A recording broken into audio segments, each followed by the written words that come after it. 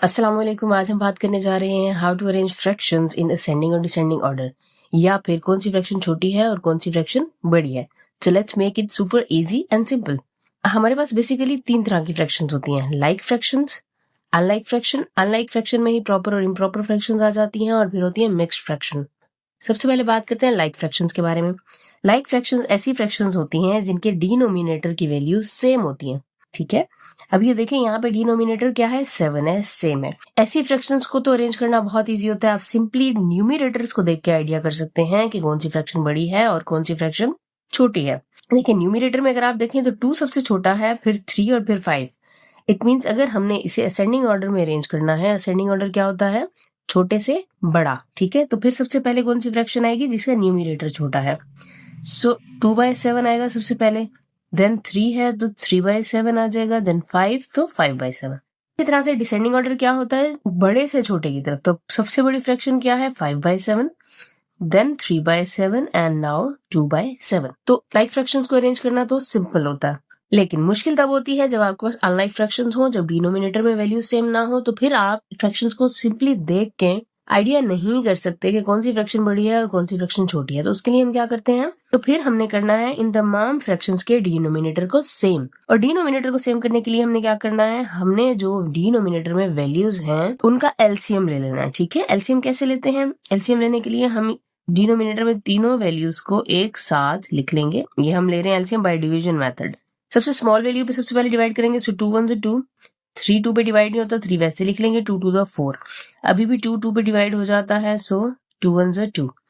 अब देखें 3 सिर्फ 3 पे होता है, 3 1 3, 1 एज इट इज नीचे आ जाएगा। अब 3 2 6, 6 2 12। अब क्या आया हमारा एलसीएम, 12 आया। अब हमें क्या करना है, हमें डिनोमिनेटर में 12 लाना है। तो डिनोमिनेटर में 12 लाने के लिए हम हर फ्रैक्शन को उस नंबर से मल्टीप्लाई करेंगे जिससे नीचे के 12 आ जाए। अब देखें 2 के टेबल में देखें 12 कहाँ आएगा, 2 6 12 होता है। इट मीन्स हमें इस पूरी फ्रैक्शन को 6 से मल्टीप्लाई करना है, और मल्टीप्लाई हमें पूरी फ्रैक्शन को करना है, लाइक न्यूमिनेटर भी डिनोमिनेटर।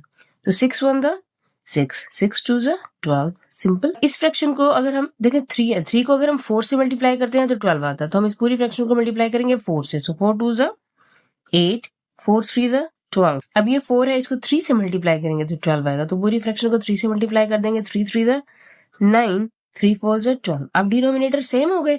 अब हमारे लिए इन्हें अरेंज करना आसान है। असेंडिंग ऑर्डर क्या है, छोटे से बड़ा। इसमें देखिए न्यूमिनेटर सबसे छोटा किसका है, 6 का, तो ये 6/12 हो जाएगा। उसके बाद 8 है, सो 8/12 हो जाएगा। देन सबसे बड़ा 9 है, सो 9/12 will be the largest fraction. तो ये असेंडिंग ऑर्डर में अरेंज होगी। अब डिसेंडिंग ऑर्डर, बड़े से छोटा, तो बड़ा क्या है, 9/12, 8/12 एंड देन 6/12। तो इस तरीके से आप किसी भी तरह की फ्रैक्शंस को अरेंज कर सकते हैं। तो आपने सबसे पहले डिनोमिनेटर को सेम करना है बाय टेकिंग एलसीएम। तो अब बात करते हैं मिक्स्ड फ्रैक्शंस की। तो मिक्स्ड फ्रैक्शन को सॉल्व करने से पहले आपने इन्हें कन्वर्ट करना होता है इनटू इम्प्रॉपर फ्रैक्शंस। कैसे करते हैं, 2 1 2, और ये न्यूमिनेटर ऐड करेंगे तो 1 3 हो जाएगा, तो 3/2। 4 2 8, और ये 1 9, 9/4। 4 3 12, और ये 1 13, सो इट विल बिकम 13/4। अब देखिए, अब आपके पास फ्रैक्शंस आ गई जिसमें इन दोनों का डिनोमिनेटर क्या है, सेम है, और ये सेम नहीं है। हम क्या करेंगे, 2 4 और 4 का एलसीएम लें तो 4 ही आएगा। By the way 2 1 2, 2 2 4, 2 2 4, and then 2 1 2 and 2 1 2, तो 2 2 4। अब एलसीएम क्या आ गया, 4। इसमें ऑलरेडी 4 है, इसमें ऑलरेडी 4 है, आपने यहां पे 4 करना है। ठीक है, तो इस पूरी फ्रैक्शन को आप मल्टीप्लाई कर दे 2 के साथ, इस यहाँ पे 4 करने के लिए, सो 3 2 6, 2 2 4। अब ये फ्रैक्शंस हमारी लाइक फ्रैक्शंस बन गई, जिनके 4 आएगा, जिनके डिनोमिनेटर में वैल्यू क्या आ गई, 4।